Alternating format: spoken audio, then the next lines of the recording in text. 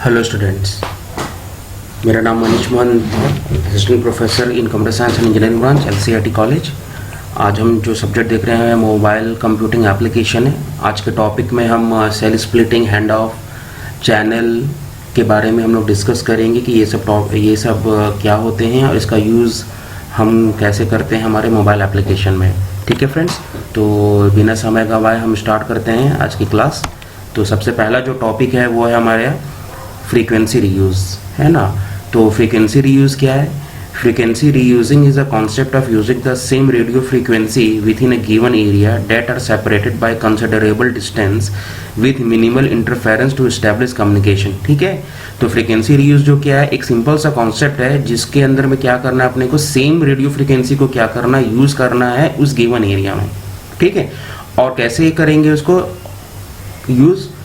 वो जो सेम जो फ्रीक्वेंसी जो है जिसको हम लोग यूज़ कर रहे हैं वो कंसिडरेबल डिस्टेंस पे होना चाहिए। ठीक है, और जब उस सेम फ्रीक्वेंसी को जब हम लोग यूज़ करेंगे, है ना, जब यूज़ कर रहे होंगे हम लोग, तो क्या होगा, वहाँ पर मिनिमल इंटरफेरेंस होगा, है ना। मिनिमल इंटरफेरेंस का मतलब मिनिमम नॉइज़। इंटरफेरेंस का मतलब यहाँ पर किससे है?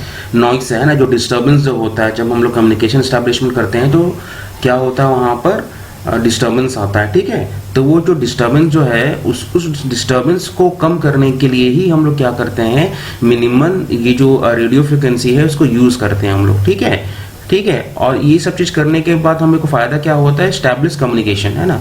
इस्टेब्लिशमेंट कम्युनिकेशन के लिए अपने को हम लोग फ़ायदा होता है अपने को यहाँ पर। ठीक है, तो यहाँ पर हमारे पास फ्रीक्वेंसी रीयूज जब हम करते हैं तो अपने को बहुत सारे बेनिफिट्स मिलते हैं। जैसे कि इसमें से एक बेनिफिट जो है वो क्या है, allows communication within a cell on a given frequency. ठीक है, तो जो कम्युनिकेशन जो होता है ना, सेल के अंदर पे वो एक गिवन फ्रीक्वेंसी पे हम लोग कर सकते हैं। एक प्रकार का एक फ्रीक्वेंसी दिया रहता है, उस फ्रीक्वेंसी पे हम लोग यूज कर सकते हैं हम लोग उसको, है ना, एक सेल के अंदर पे, है ना, कम्युनिकेशन एस्टैब्लिशमेंट के लिए। ठीक है, दूसरा जो है वो क्या है, limit escaping power to adjacent cells, है ना। Limit escaping power to adjacent cell, है ना। इसका मतलब ये है कि जब हम फ्रीक्वेंसी को जब हम लोग यूज करते हैं, है ना, तो दो सेल्स होते हैं। हम लोगों ने लास्ट प्रीवियस लेक्चर पे देखा था, हमारे पास सेल होता है ना, सेल साइट होता है जो हेक्सागोनल शेप में रहता है ना। तो यहाँ पर क्या होता है कि जब हम लोग एक सेल से दूसरे सेल की तरफ जाते हैं तो यहाँ पर क्या होता है, बहुत पावर की ज़रूरत होती है उसको कम्युनिकेशन को प्रॉपर डेडिकेट करने के लिए। तो प्रॉपर डेडिकेशन का मतलब क्या है यहाँ पर, कि आपका डिस्टर्बेंस नहीं होना चाहिए, यानी कि आपका फ़ोन डिस्कनेक्ट नहीं होना चाहिए। तो वहाँ पर क्या होता है, अगर हम फ्रीक्वेंसी रीयूज़ ये प्रॉपर्टी को अगर हम लोग यूज़ नहीं करेंगे उस सेल के अंदर पे, तो पावर जो है वो क्या होगा, बहुत ज़्यादा लगेगा, है ना। तो फ्रीक्वेंसी जब हम लोग रीयूज़ करते हैं, जब हम एक टावर से दूसरे टावर पे जा रहे हैं, यानी कि एक सेल से दूसरे सेल पे जब हम जा रहे हैं, तो जो पावर जो होता है वो क्या हो जाता है, बहुत कम हो जाता है ना, जब हम फ्रीक्वेंसी रीयूज को करते हैं तो, है ना। अगर हम ये नहीं करेंगे तो पावर जो है ज़्यादा लगेगा, और पावर ज़्यादा लग रहा है इसका मतलब क्या हो रहा है कि कॉस्ट भी ज़्यादा लग रहा है। तो कॉस्ट ज़्यादा लग रहा है तो कंपनी को इससे ज़्यादा कुछ फ़ायदा होगा नहीं, है ना। ओवरऑल अगर इंजीनियरिंग देखोगे, जो सब्जेक्ट जो है ये सब्जेक्ट नहीं है कि कम्युनिकेशन मतलब अपने को हमको ये सब चीज़ करना है, मतलब हम उनको डिज़ाइन करना मोबाइल फ़ोन, ये हम नहीं पढ़ रहे हैं इस सब्जेक्ट के अंदर पे, है ना। हम जो है हम क्या पढ़ रहे हैं यहाँ पर कि इंजीनियरिंग के बारे में पढ़ रहे हैं, है ना, कि कॉस्ट को रिड्यूस करना है। जब हम किसी टेक्नोलॉजी को यूज़ करें, जैसे कि फ्रीक्वेंसी रीयूज को यूज़ करते हैं, उसका फ़ायदा क्या, नुकसान क्या है, इसके बारे में हम लोग पढ़ रहे हैं। ठीक है, इस MCA सब्जेक्ट में। ठीक है, तो समझ में आ गया आपको सेकंड बेनिफिट, है ना। तीसरा जो बेनिफिट जो है वो क्या है, allow reuse of frequency in nearby cells, है ना। तो ये जो फ्रीक्वेंसी जो है, जो हम लोग एक सेल के अंदर पे बार बार रीयूज कर रहे हैं, उसको हम लोग बगल वाले सेल पे भी हम लोग यूज़ कर सकते हैं। ठीक है स्टूडेंट्स, है ना। और नेक्स्ट प्रॉपर्टी जो है, नेक्स्ट बेनिफिट जो है वो क्या है, use same frequency for multiple conversation, है ना। अगर हम फ्रीक्वेंसी रीयूज प्रॉपर्टी को हम लोग अप्लाई करते हैं तो उसी फ्रीक्वेंसी को हम लोग अलग अलग मल्टीपल कन्वर्सेशन जो होता है, वार्तालाप जो होता है ना, उस पर भी हम लोग इसको यूज कर सकते हैं। ठीक है, तो यहाँ पर एक सेल के अंदर पर टोटल जो फ्रीक्वेंसी जो है रहती है वो 10 से लेकर के 10 से लेकर के 50 फ्रीक्वेंसी तक हम लोग यूज करते हैं, है ना। ये जो है ये पुराना डेटा है, अभी का जो लेटेस्ट जो टेक्नोलॉजीज जो आ रही है उसमें हम लोग ज़्यादा फ्रीक्वेंसी को यूज़ कर रहे हैं ना। तो फ्रीक्वेंसी का मतलब आपको समझ में आ रहा है स्टूडेंट्स, फ्रीक्वेंसी क्या है, यानी कि यहाँ पर हमारे पास अलग अलग टाइप के डिफरेंट फ्रीक्वेंसीज हैं, अलग अलग टाइप के क्या हैं, फ्रीक्वेंसीज हैं हमारे पास। 10 से लेकर के 50 तक हर्ट्ज जो हम बात कर रहे हैं वो है हमारे पास एक सेल के अंदर पे। ठीक है, और इसी सेल को, इसी फ्रीक्वेंसी को अपने को क्या करना, हमको क्या करना, यूज करना है। और कैसे यूज करना है, इसको बार बार रीयूज करना अपने को। यानी क्या, अगर मान के चलो एक सेल के अंदर पे हमको क्या दे दिया हुआ है, 10 फ्रीक्वेंसी दे दिया हुआ है, 10 फ्रीक्वेंसी दिया हुआ है, ठीक है।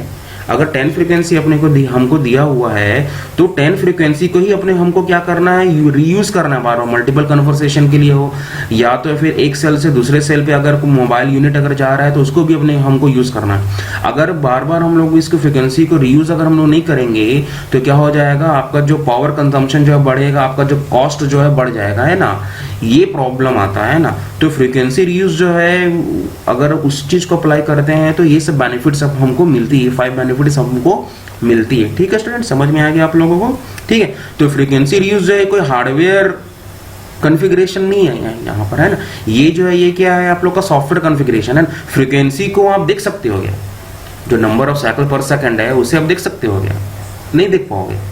तो ये क्या है, ये सॉफ्टवेयर रिलेटेड टेक्नोलॉजी है ना, तो इसको हम लोग सॉफ्टवेयर के थ्रू कंट्रोल करते हैं, सॉफ्टवेयर के थ्रू मैनेज करते हैं ना। तो फ्रीक्वेंसी रीयूज जो है वो सॉफ्टवेयर इनेबल कंट्रोल सिस्टम है, ठीक है। इसका एक एग्जांपल देख लेते हैं, है ना। For example, when n cells are using the same number of frequency and k be the total number of frequency, है ना, अगर हमारे पास n cells है और उस n cell में सेम नंबर ऑफ फ्रीक्वेंसी को क्या किया जा रहा है, यूज किया जा रहा है। सेम नंबर मतलब एक नंबर है वो जैसे 10 फ्रीक्वेंसी है, 10 फ्रीक्वेंसी क्या किया जा रहा है, n सेल्स पे क्या किया जा रहा है, यूज किया जा रहा है ना। और क्या हमारे पास k भी the total number of frequency, और टोटल जो फ्रीक्वेंसी जो है वो हमारे पास कितनी है, k है ना। तो हर एक सेल पे अगर हम देखें कितनी फ्रीक्वेंसी यूज हो रहा है तो वो उसका फॉर्मूला अगर देखेंगे तो क्या हो जाएगा, k डिवाइड बाई n, है ना। और एडवांस मोबाइल फोन सर्विस में मान के चलो अगर हम यूज कर रहे हैं अभी के डेट पे, k जो है वो कितना है, 395, ठीक है, 395 टोटल k जो है वो हमारे पास कितना है, 395 फ्रीक्वेंसीज है। n इज 7, है ना, n 7 का मतलब यहाँ पर क्या है, n is a total number of cells, है ना, जो सेल्स है उस एरिया पे टोटल नंबर ऑफ सेल्स है, टावर से मान के चलो, है ना। तो फ्रीक्वेंसी पर सेल्स कितना होगा on an average, 395 divide by 7 which is equal to 56, है ना। तो हर एक सेल में कितना फ्रीक्वेंसी को यूज किया जा रहा है, 56 फ्रीक्वेंसी को यूज किया जा रहा है, ठीक है स्टूडेंट, समझ में आ गया आप लोग को फ्रीक्वेंसी यूज। तो नेक्स्ट टॉपिक देखते हैं, सेल स्प्लिटिंग, ठीक है। तो सेल स्प्लिटिंग जो है, सेल स्प्लिटिंग के बारे में हम डिस्कस करते हैं यहाँ पर, है ना।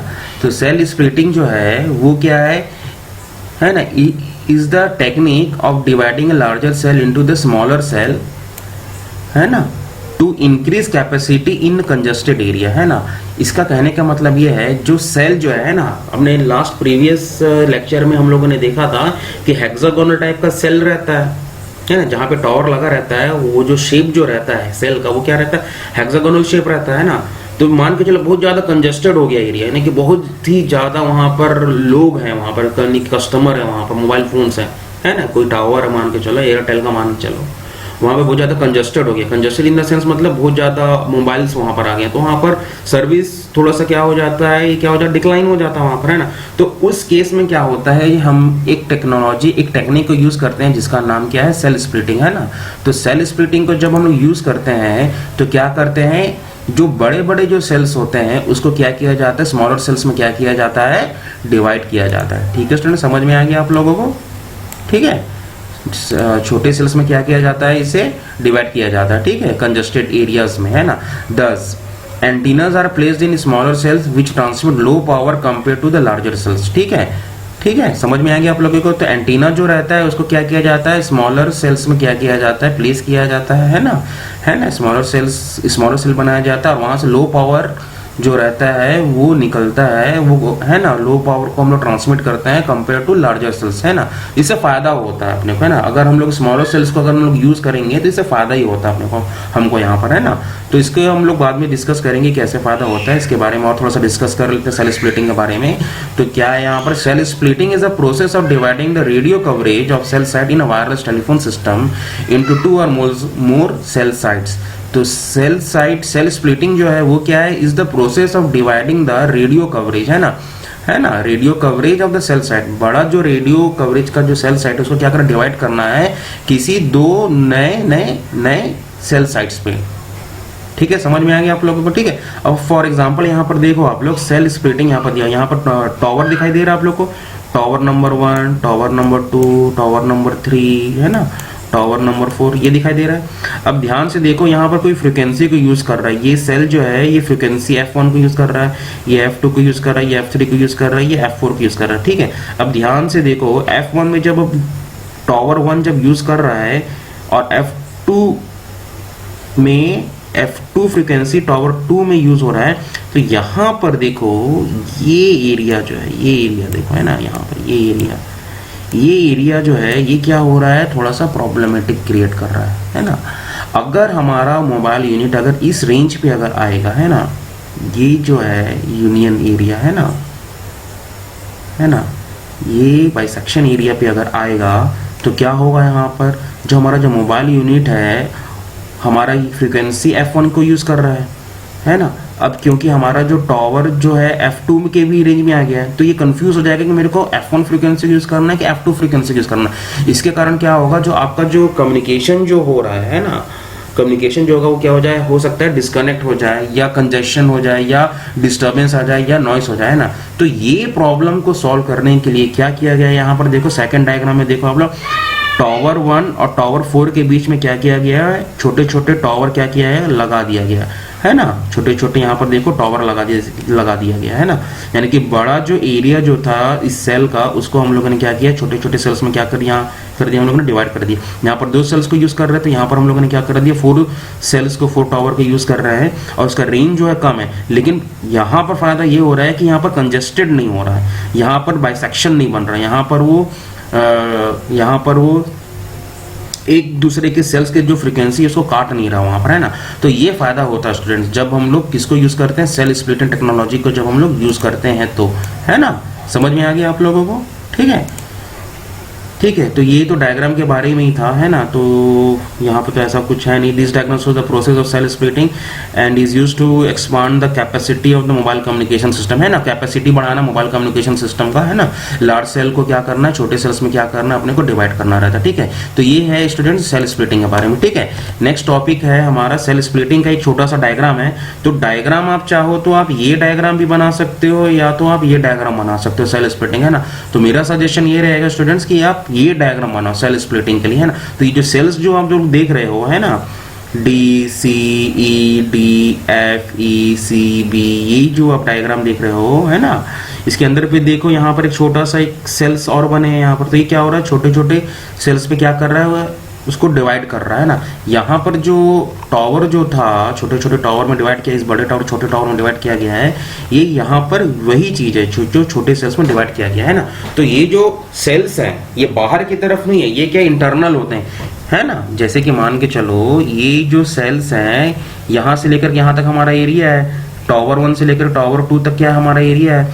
तो जो सेल स्प्लिटिंग जो होगा वो आउट ऑफ एक्सक्लूसिव नहीं होगा, टावर 1 टावर 2 के बाहर पे नहीं रहेगा, ये क्या होगा, टावर 1 और टावर 2 के क्या रहेगा, अंदर पे रहेगा, है ना। तो इसीलिए ये जो डायग्राम जो बना है सेल स्प्लिटिंग का, देखो ये सब अंदर पे ही बना है। ये स्मॉल सेल साइज देख रहे हैं आप लोग, है ना। तो ये क्या है, आप लोगों का स्मॉलर टावर्स है, स्मॉलर सेल है ना, जो कि क्या किया जा रहा है, सेल को स्प्लिट किया जा रहा है यहाँ पर, ठीक है स्टूडेंट। समझ में आ गया आप लोगों को, ठीक है। तो नेक्स्ट टॉपिक है हमारा चैनल, है ना।